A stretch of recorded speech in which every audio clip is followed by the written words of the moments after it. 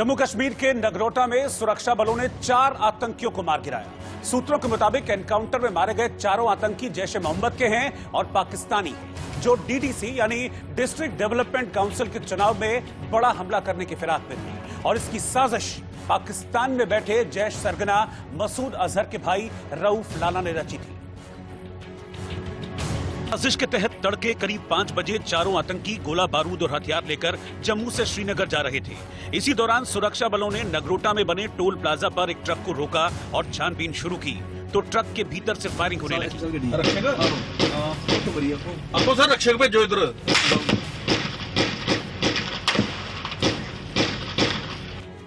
दरअसल ट्रक चावल की बोरियों से भरा था और उसके भीतर आतंकी बैठे हुए थे ताकि किसी को शक न हो। हालांकि करीब 2 घंटे के एनकाउंटर के बाद सुरक्षा बलों ने उस ट्रक को ही उड़ा दिया ट्रक जिस पर से चारों आतंकी लगातार फायरिंग कर रहे थे।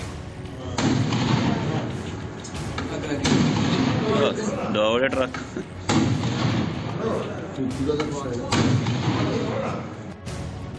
जानकारी के मुताबिक एनकाउंटर के दौरान आतंकियों ने सुरक्षा बलों पर ग्रेनेड भी फेंके, जिसमें 2 पुलिस कांस्टेबल जख्मी हुए, लेकिन अब वो खतरे से बाहर हैं। जिस ट्रक में आतंकी छिपे थे उसे देखकर अंदाजा लगाया जा सकता है कि सुरक्षा बल जम्मू कश्मीर में आतंकी मंसूबों को जड़ से खत्म करने के मूड में दिखाई दे रहे हैं। हम इस समय बन टोल प्लाजा पर हैं और ये वही ट्रक है जिस ट्रक में आतंकी सवार होकर, आपको बता दूं कि यहाँ पहुंचे थे। आप देखेंगे इस ट्रक को पूरी तरीके से जो है वो छलनी किया हुआ है। इसे मोटार छल, लगातार आरपीजी शेल जो है यूबीजीएल शेल मारकर इस पे हिट किया गया ताकि इसमें छुपे हुए आतंकी मर जाएं। आप देखेंगे पीछे किस तरह से कैविटी बनाई हुई थी आतंकियों ने और बीच में छुपे हुए थे। इस ट्रक के बीच में ही, इन बोरियों के बीच में उन्होंने अपनी छुपने की जगह बनाई थी और हथियार जो है 11 AK-47 और बाकी सामान को छुपा के रखा था ताकि इस ट्रक में वो महफूज तरीके से यहाँ पहुंच सके। इस बीच सुरक्षा बलों ने मारे गए आतंकियों के पास से 11 AK-47 rifle, 3 pistol, 29 grenade, 6 UBGL grenade, mobile phone, compass, पिट्ठू बैग बरामद किए हैं और पड़ताल करने में जुटे हैं कि आखिर इन आतंकियों का प्लान क्या था। लगभग 5 घंटे तक चले इस ऑपरेशन के बाद 4 आतंकियों को मार गिराया गया है और यहाँ आप देखेंगे कि किस तरीके से रिकवरी जो है वो चल रही है। आप देखें सामने, ये वो हथियार हैं जो आतंकी जो है अपने साथ लाए थे। ये आप देखेंगे तो ये यूबीजीएल ग्रेनेड हैं, हैंड ग्रेनेड हैं और बाकी जो उनके पास आरपीजी शेल थे वो थे, जिसका इस्तेमाल करके आतंकियों ने यहाँ तक पहुंचे थे और यहीं से उनके मंशा कश्मीर पहुंचने की थी। 11 AK-47 राइफल्स, उसके बाद पिस्टल्स, हैंड ग्रेनेड, यूबीजीएल और तमाम तरह के हथियार और उसके साथ साथ सैटेलाइट फोन की मदद से आतंकी जो हैं यहाँ पहुंचे थे और भारतीय सीमा में उन्होंने घुसपैठ की थी सांबा सेक्टर इंटरनेशनल बॉर्डर से और उसके बाद जो है वो कश्मीर जाने के लिए ट्रक में सवार हुए थे। कुल मिलाकर इस ऑपरेशन से घुसपैठ में कमी आने की उम्मीद है, क्योंकि सुरक्षा बलों की आतंकियों के ट्रक को ही उड़ाने की कार्रवाई से उनकी रूह कांप उठी होगी। ट्रक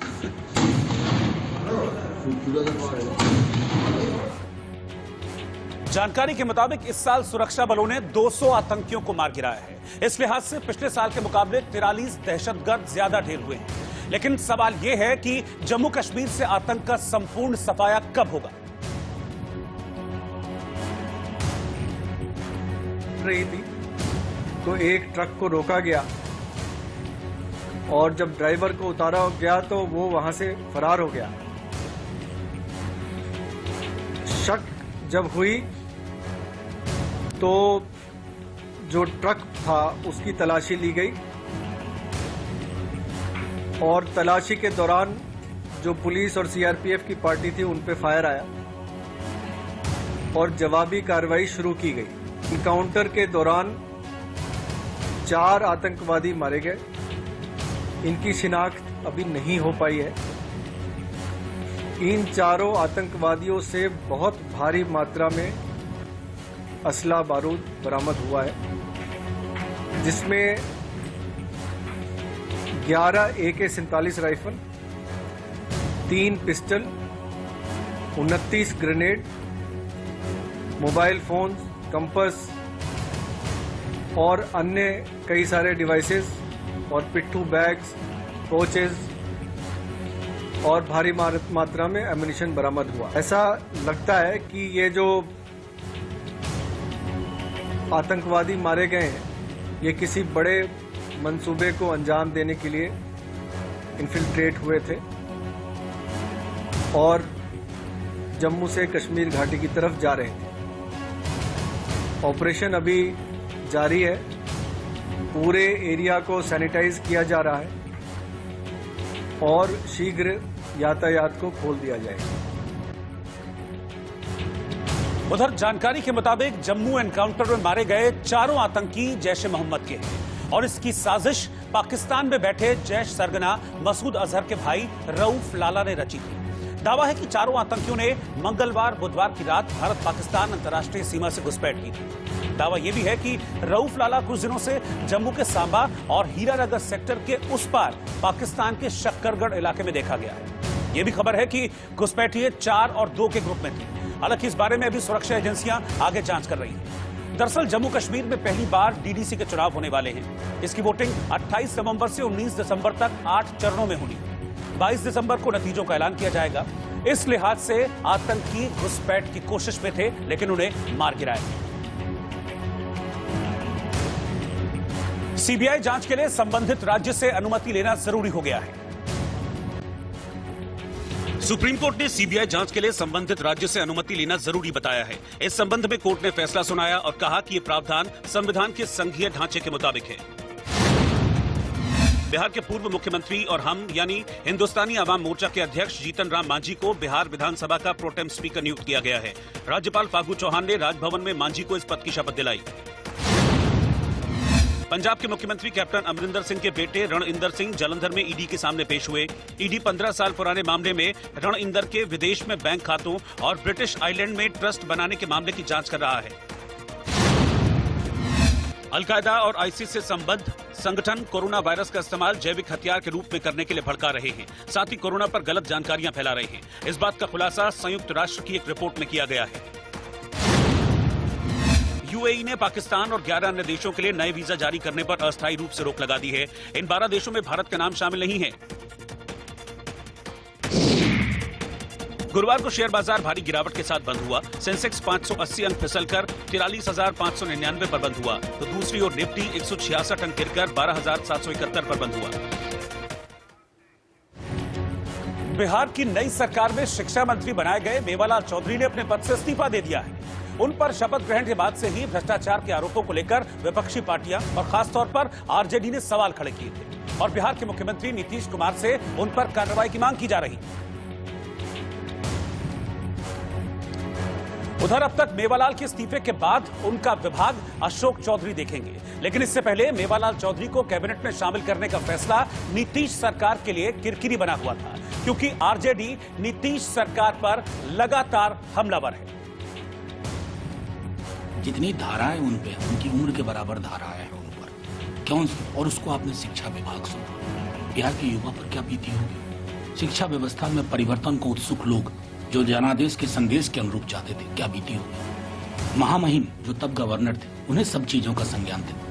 तो नीतीश जी, मुझे दुख इस बात का, इतने जन दबाव के बाद भी दिल्ली के गलियारों में चर्चा है कि यह निर्णय उनका नहीं है। उन्हें भाजपा ने कहा है, अगर जन दबाव, राष्ट्रीय जनता दल, महागठबंधन का दबाव, उसके बावजूद उनको चाबी कहीं और से आई है इस निर्णय के लिए, तो मैं तो चिंतित हूं इस सरकार के स्वास्थ्य को लेकर के और माननीय मुख्यमंत्री जी के तौर तरीकों, कार्यशैली को लेकर के वो अपनी प्रतिच्छाया भी नहीं रह गए। नोएडा में एक मुस्लिम धर्म के लड़के पर नाम बदलकर एक हिंदू लड़की को अपने प्रेम जाल में फंसाने और फिर उससे शादी करने का आरोप है। लेकिन पीड़िता को जब इस बात का पता चला कि लड़का मुस्लिम है और उसने झूठ बोला है, तो आरोपी लड़के ने पीड़िता से अलग होने के एवज में उससे 25 लाख रुपए की मांग कर दी। करने वाली तस्वीरें हैं। ये रिश्ते में विश्वासघात करने की तस्वीरें हैं। ये शादी को बदनाम करने की तस्वीरें हैं। ये लव जिहाद की साजिश की तस्वीरें हैं। यूपी के नोएडा के सेक्टर 15A में लव जिहाद का हैरान करने वाला मामला सामने आया है, जहां एक मुस्लिम लड़के ने हिंदू बनकर हिंदू लड़की से शादी रचाई, लेकिन जब असलियत सामने आई तो पैरों तले जमीन खिसक गई, क्योंकि खुद को साहिल सिंह बताने वाला साहिल खान निकला। साहिल खान की इस असलियत से लड़की अनजान थी, क्योंकि साहिल खान लव जिहाद की साजिश इतनी गहरी रच चुका था कि उसने साहिल सिंह के नाम से अपने नकली कागज तक बना रखे थे। लेकिन सच्चाई ज्यादा दिनों तक छिपी नहीं, और जब सच सामने आया तो लव जिहाद की साजिश भी सामने आ गई, क्योंकि पहचान उजागर होते ही साहिल खान ने लड़की को छोड़ने के एवज में 25 लाख रुपए की मांग रख दी। देखिए, आज से 2 दिन पहले एक एप्लीकेशन SHO सेक्टर 20 को दी गई थी, जिसमें ये आरोप लगाया गया था कि एक दिल्ली का युवक है और वो जिम ट्रेनर है। उसने नोएडा की एक युवती को, जो वहाँ पे जिम करने जाती थी, उनसे एक अवैधानिक तरीके से शादी किया है। और उसमें जो फैक्ट्स उसने उस समय उनको बताया युवती को, वो सारे फैक्ट्स गलत थे। और ये एप्लीकेशन हम लोगों ने देखा, उसमें जो डॉक्यूमेंट्स लगाए गए थे वो प्रथम दृष्टया गलत प्रतीत हो रहे थे। लेकिन जैसे ही ये मामला पुलिस के पास पहुंचा, साहिल खान घर से भाग गया। अब पुलिस साहिल खान की तलाश कर रही है। पाकिस्तान की एक एंटी टेररिज्म कोर्ट ने आतंकी संगठन जमात-उद-दावा के मुखिया हाफिज सईद को अवैध फंडिंग के मामले में 10 साल कैद की सजा सुनाई है। हाफिज सईद को पिछले साल 17 जुलाई को गिरफ्तार किया गया था। हाफिज मुंबई में हुए आतंकी हमले का मुख्य आरोपी। इससे पहले फरवरी में भी हाफिज को लाहौर की एक अदालत ने टेरर फंडिंग के 2 मामलों में दोषी करार दिया था। तब कोर्ट ने उसे 5 साल कैद की सजा सुनाई थी। लेकिन इस बार पाकिस्तान की एक एंटी टेररिज्म कोर्ट ने आतंकी हाफिज सईद को अवैध फंडिंग के मामले में 10 साल कैद की सजा सुनाई है। हाफिज के खिलाफ आतंकी फंडिंग, मनी लॉन्ड्रिंग और अवैध कब्जे के 41 मामले दर्ज हैं। इतना ही नहीं, हाफिज के साथ 2 और आतंकियों जफर इकबाल और याहिया मुजाहिद को भी 5-5 साल की सजा सुनाई गई है। साथ ही सभी की चल अचल संपत्ति को भी जब्त कर लिया गया है। हाफिज सईद लश्कर तैयबा का संस्थापक है।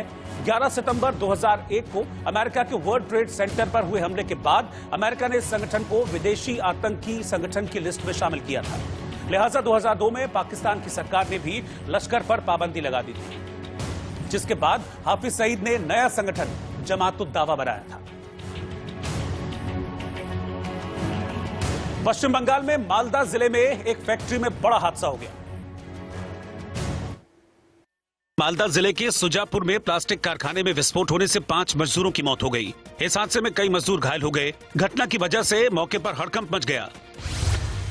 मध्य प्रदेश में इंदौर की जेल में बंद कंप्यूटर बाबा उर्फ नामदेव दास त्यागी को 3 मामलों में जमानत मिल गई है। इसके बाद 10 दिन से जेल में बंद बाबा के बाहर आने का रास्ता साफ हो गया है।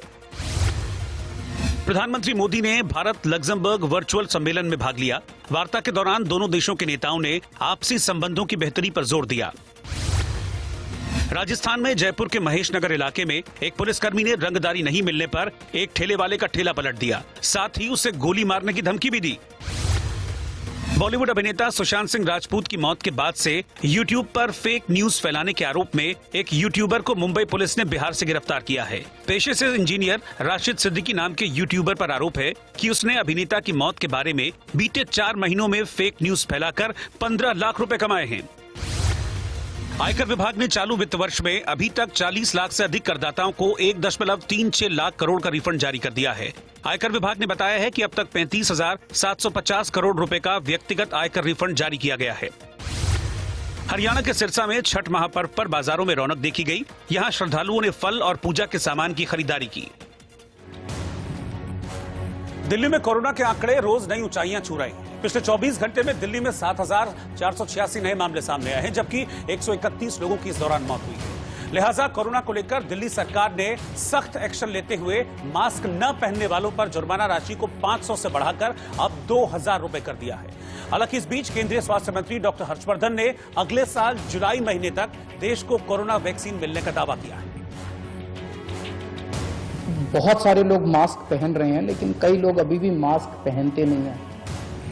तो लोगों को मास्क पहनवाने के लिए कई बार जब कहने से बात नहीं बनती तो फिर थोड़ा सा टाइट करना पड़ता है। तो फाइन अभी 500 रुपये था, इसको बढ़ा के 2,000 रुपये फाइन किया जा रहा है कि जो मास्क नहीं पहनेगा उसके ऊपर 2,000 रुपये का फाइन लगाया जाएगा।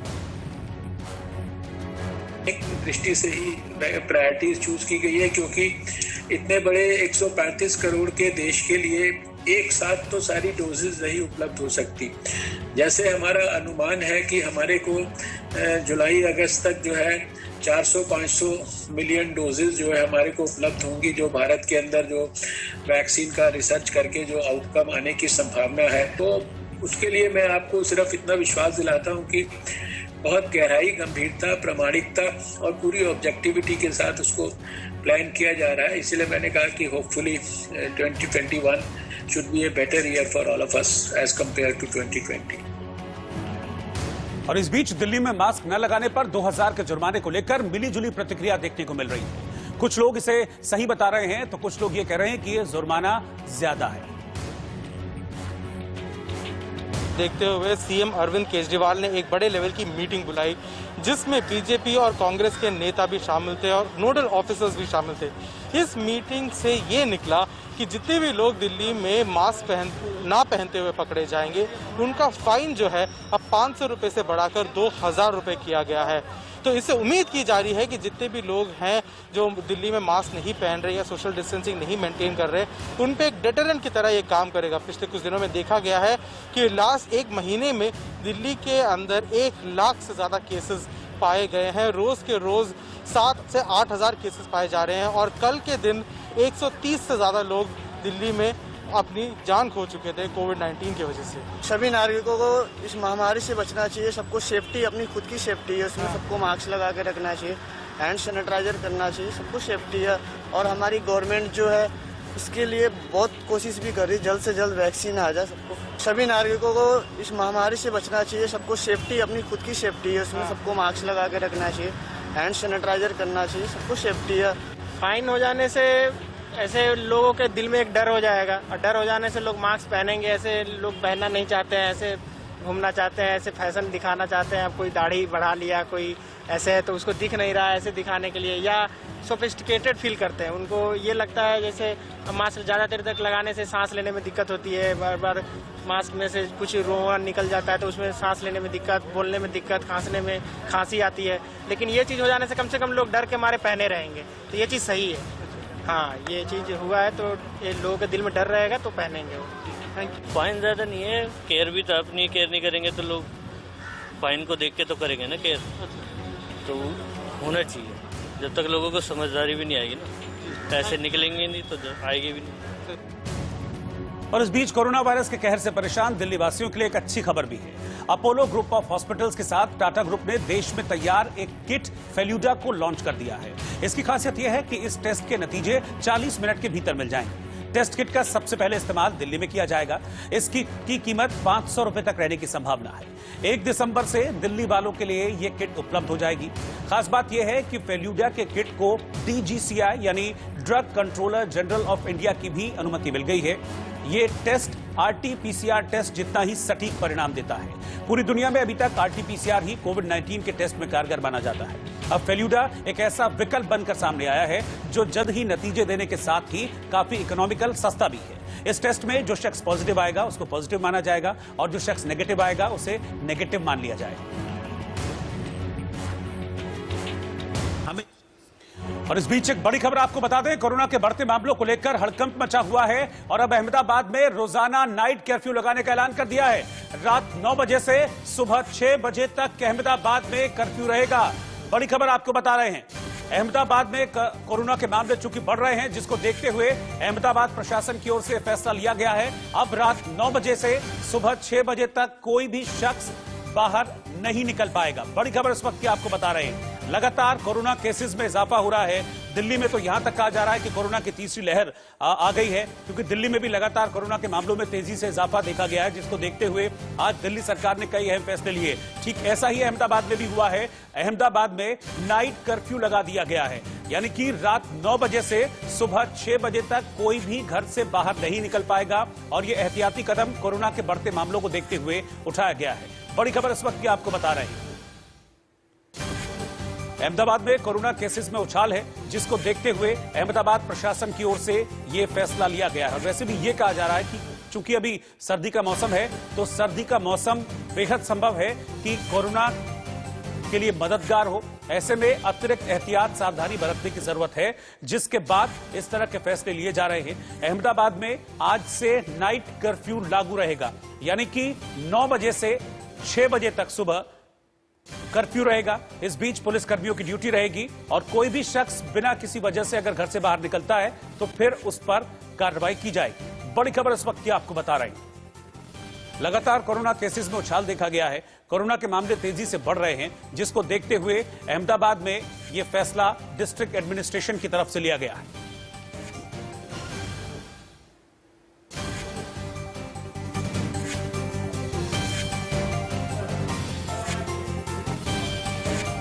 अभिजीत इस वक्त हमारे साथ जुड़ रहे हैं फोन लाइन पर। मैं सीधा उन्हीं से बात करता हूं। अभिजीत, केसेस बढ़ रहे हैं, जिसके बाद यह फैसला लेना पड़ा है, नाइट कर्फ्यू रहेगा अहमदाबाद में।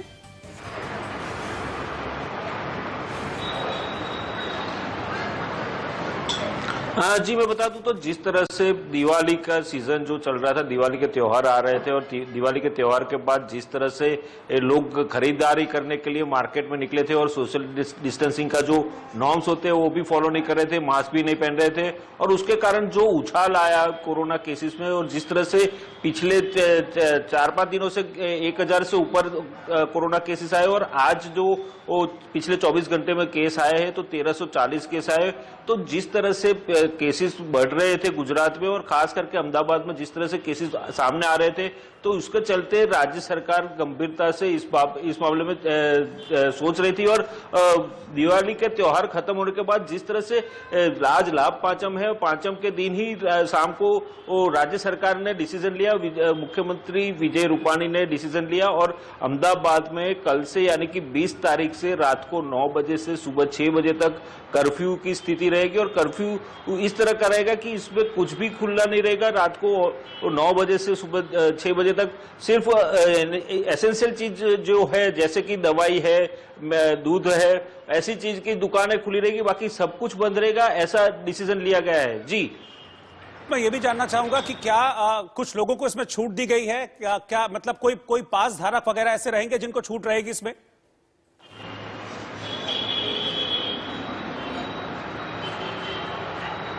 नहीं, अभी कोई ऐसा कोई गाइडलाइन नहीं आया, लेकिन जिस तरह से doctor Rajeev Gupta additional chief secretary है और अहमदाबाद म्युनिसिपल कॉर्पोरेशन के जो इंचार्ज भी है, तो उन्होंने जो अनाउंसमेंट किया उसके हिसाब से देखा जाए तो जिस तरह से कल से रात को 9 बजे से सुबह 6 बजे तक कर्फ्यू की स्थिति रहेगी, तो जिसमें कर्फ्यू में मैंने बताया जिस तरह से एसेंशियल चीजें जो दवाई है, दूध है, ऐसी चीजें की दुकानें खुली रहेगी और उसकी ऐसी चीजें लेने के लिए वहां पर जा सकते हैं। लेकिन खाली जो मार्केट में घूमने के लिए निकलते थे रात को 12-1 बजे तक घूमते रहते थे दिवाली के त्योहार के दौरान, तो इस तरह का जो था उसके ऊपर लगाम लगाने के लिए खास तौर से ये कर्फ्यू का डिसीजन लिया गया है और कर्फ्यू लागू कर दिया गया है। जी ठीक है अभिजीत, बहुत बहुत शुक्रिया आपका इस पूरी जानकारी के लिए।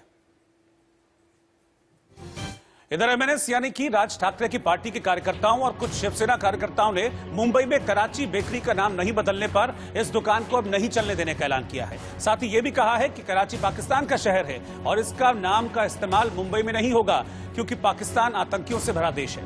दरअसल कराची बेकरी और कराची स्वीट्स मुंबई में 60 सालों से है, लेकिन इस ऐलान के बाद उसके लिए मुसीबतें खड़ी हो गई। कराची चल रहा था, जो कराची जो बेकरी है, अचानक क्यों ध्यान में आया और क्या अब लगता है कि नाम चेंज हो जाएगा? क्या इतने सालों से जो हिंदुस्तान और पाकिस्तान के बीच में एक कहीं ना कहीं एक ऐसा था कि एक संबंध जुड़ जाए, पर वो हमेशा पाकिस्तान की तरफ से कुछ ना कुछ या तो बॉर्डर पे या हमारी कोई दूसरे व्यवसाय को लेकर हमको कहीं ना कहीं नुकसान पहुंचाने की कोशिश की गई। तो ये बार हमने ठान लिया था कि पाकिस्तान को लेकर कोई भी चीज़, चाहे उसकी सिटी का नाम हो या पाकिस्तान के नाम को लेकर कोई भी चीज़ हो, उसको हम हिंदुस्तान महाराष्ट्र में आने नहीं देंगे। सभी को जाहिर सी बात है, कराची जो वह शहर जो कि आतंकी का एक गढ़ है, उसके नाम पर हमारे देश में दुकानें होना यह हर किसी को शायद शोभा नहीं देगा और कोई मंजूर भी नहीं करेगा।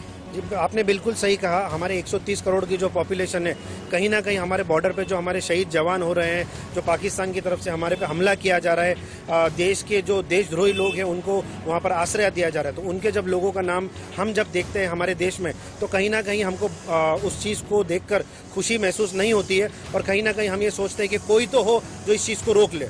तो कोई तो हो जब आया तो सबसे पहले नाम आता है सम्मानीय राज साहब ठाकरे का। तो जब उनका आदेश आया तो हमने इस चीज़ को लेकर उनके पास गए और हमने एक मांग की कि आपके नाम को जल्द से जल्द पूरे हिंदुस्तान में से हटा दिया जाए, जिसको लेकर हमने नरेंद्र मोदी जी को लेटर दिया है, अमित शाह जी को लेटर दिया है, इनकी जो हेड ऑफिस हैदराबाद में उसको भी हमने लेटर दिया है, और जितने भी कराची बेकरी को बेचने वाले लोग हैं उनको भी हमने हमारी तरफ से एक अल्टीमेटम दिया है कि इस नाम से हमको प्रॉब्लम है, आपके धंधे से हमको प्रॉब्लम नहीं है। इनके वकील भी हैं, आपने लीगल नोटिस दिया हुआ है, क्या है लीगल नोटिस? हमने आज जो है कराची बेकरी की मुंबई ब्रांच बांद्रा में जो है वहाँ पे पर्सनली जाके ये जो लीगल नोटिस है वो हैंडओवर करवाया, जहाँ पे उनका एक्नॉलेजमेंट लिया हुआ है, रिसीव्ड कॉपी बोल के।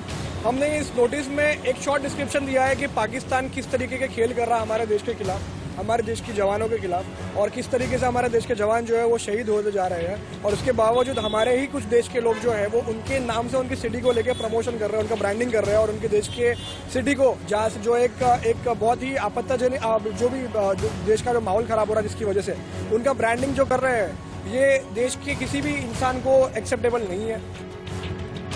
उधर इस मामले को बढ़ता देख शिवसेना नेता संजय राउत ने कहा है कि कराची बेकरी और कराची स्वीट्स मुंबई में 60 सालों से है, उनका पाकिस्तान से कोई भी लेना देना नहीं है। उनके नाम बदलने के लिए कहने का कोई मतलब नहीं है, इसीलिए दुकान का नाम बदलने की मांग शिवसेना का आधिकारिक रुख नहीं है।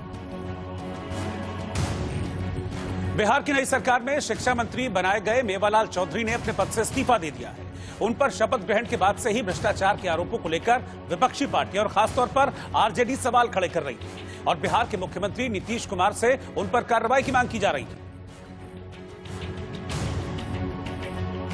लिहाजा इन 3 तस्वीरों से समझा जा सकता है कि कैसे उन्होंने 16 नवंबर को मंत्री पद की शपथ ली। इसके बाद आज सुबह उन्होंने कार्यभार संभाला। हालांकि कार्यभार संभालने के कुछ ही देर बाद मेवालाल चौधरी ने अपने पद से इस्तीफा दे दिया।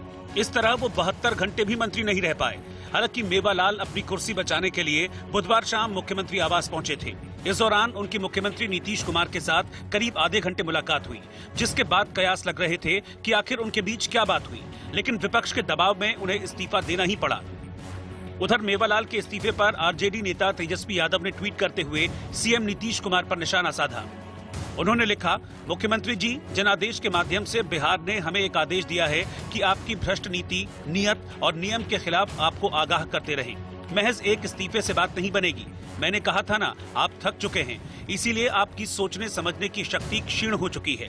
जानबूझकर भ्रष्टाचारी को मंत्री बनाया, थू के बावजूद पदभार ग्रहण कराया, घंटे बाद इस्तीफे का नाटक रचा। असली गुनहगार आप हैं। आपने मंत्री क्यों बनाया? आपका दोहरापन और नौटंकी अब चलने नहीं दी जाएगी। अगर हम पे बेबुनियाद अगर कोई इल्जाम लगाए तो हम उसके आगे मेरे पास कोई शब्द नहीं है कहने का। नंबर 1 कोविंद जी ने आपको बर्खास्त किया था।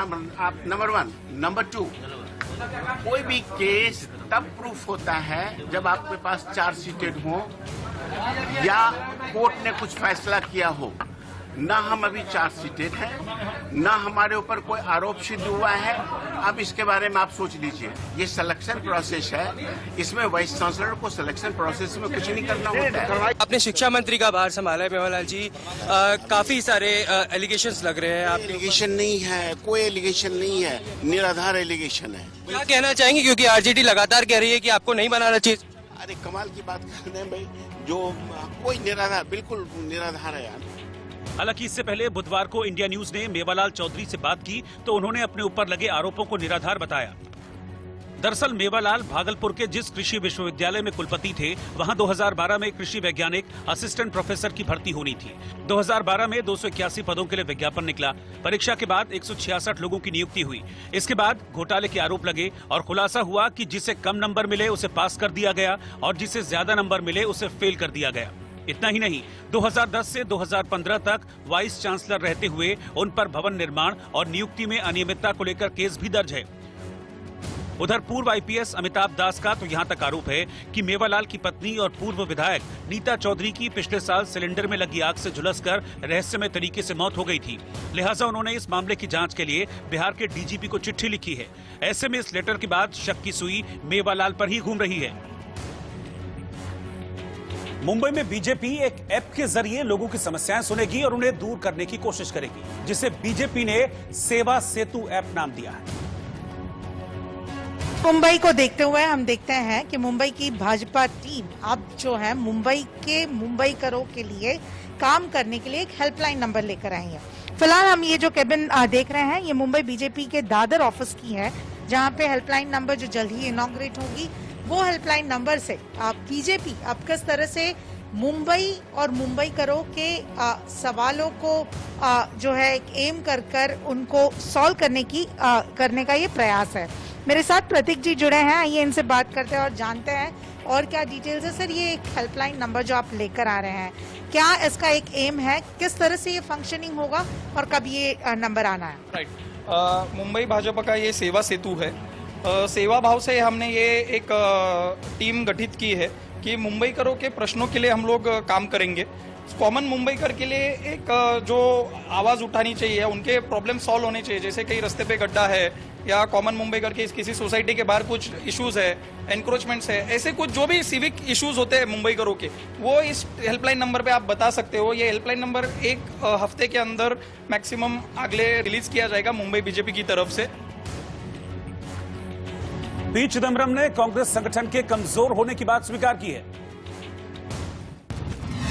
बिहार विधानसभा चुनाव में हार के बाद कांग्रेस के भीतर आरोप प्रत्यारोप लगातार जारी है। कपिल सिब्बल के बाद अब चिदम्बरम ने चिंता जताई है और कहा कि जमीनी स्तर पर कांग्रेस कमजोर हुई है।